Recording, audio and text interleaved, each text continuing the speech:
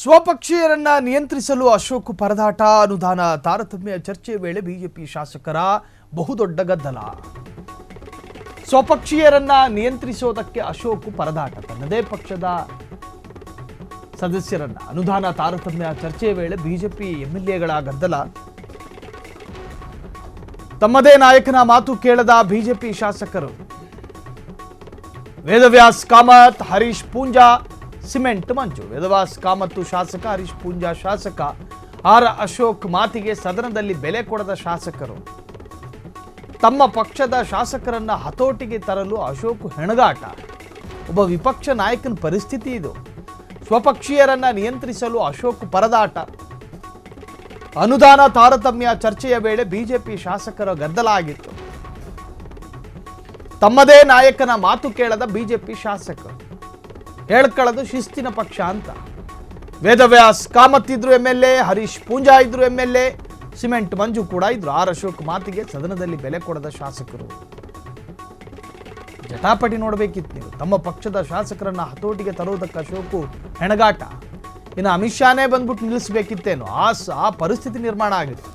ಸ್ವಪಕ್ಷೀಯರನ್ನ ಅಂದರೆ ತನ್ನದೇ ಪಕ್ಷದವರನ್ನ ನಿಯಂತ್ರಣ ಮಾಡೋದಕ್ಕೆ ಅಶೋಕ್ ಪಟ್ಟ ಪಾಡಿದೆಯಲ್ಲ, ನಿಜಕ್ಕೂ ಕೂಡ ನೋಡಬೇಕು.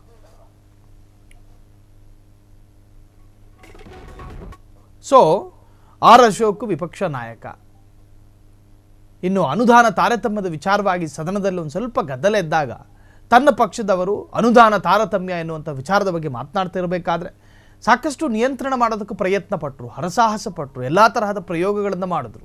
ಒಬ್ಬ ಗೃಹ ಸಚಿವನಾಗಿ, ಮಾಜಿ ಗೃಹ ಸಚಿವನಾಗಿ ಆ ಒಂದು ಎಲ್ಲ ತರಹದ ಬ್ರಿಲಿಯನ್ಸನ್ನು ಕೂಡ ಪ್ರಯೋಗ ಮಾಡಿದ್ರು. ಯಾರು ಕಂಟ್ರೋಲಿಗೆ ಬರಲಿಲ್ಲ.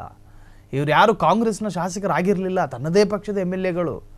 ತನ್ನದೇ ಪಕ್ಷದ ಎಂಎಲ್ಎಗಳ ಬಾಯಿಗೆ ಬೀಗ ಹಾಕೋದಕ್ಕೂ ಕೂಡ ಆರ್ ಅಶೋಕ್ ಅಸಮರ್ಥರು ಎನ್ನುವಾಗ ಕುಮಾರಸ್ವಾಮಿ ಹೇಳಿದಂತೆ ಆರ್ ಅಶೋಕ್ ಅಸಮರ್ಥರೇ ಅನ್ನುವಂಥ ಪ್ರಶ್ನೆಗಳು ಉದ್ಭವಗೊಳ್ಳುತ್ತಾ ಇದೆ. ವಿಪಕ್ಷ ನಾಯಕನಾಗಿ ಆಡಳಿತಾರೂಢ ಪಕ್ಷವನ್ನೂ ಕಟ್ಟಿ ಹಾಕೋದಕ್ಕೆ ಸಾಧ್ಯ ಇಲ್ಲ ಅನ್ನೋ ಬಿರುದು ಕೂಡ ಅವರಿಗಿದೆ. ಸಾಕಷ್ಟು ಪೊಲಿಟಿಕಲ್ ಸಬ್ಜೆಕ್ಟು ಕೈಯಲ್ಲಿದ್ದರೂ ಕೂಡ ಆಡಳಿತಾರೂಢ ರೂಲಿಂಗ್ ಪಾರ್ಟಿಯನ್ನು ಕಟ್ಟಿ ಹಾಕೋದಕ್ಕೆ ಸಾಕಷ್ಟು ಬಾರಿ ಆರ್ ಅಶೋಕ್ ಎಡವಿದ್ದಾರೆ. ಇನ್ನು ಅದು ಬಿಡಿ, ತನ್ನದೇ ಪಾರ್ಟಿಯ ಎಂಎಲ್ಎಗಳ ಬಾಯಿಯನ್ನು ಮುಚ್ಚಿಸೋದಕ್ಕೂ ಕೂಡ ಸಾಧ್ಯವಾಗದ ಅಸಮರ್ಥತೆಗೆ ಒಳಗಾಗಿದ್ರ ವಿಪಕ್ಷ ನಾಯಕ ಎನ್ನುವಂಥ ಪ್ರಶ್ನೆಯೂ ಕೂಡ ಈಗ ಉದ್ಭವಗೊಂಡಿರುವಂತಹದ್ದು.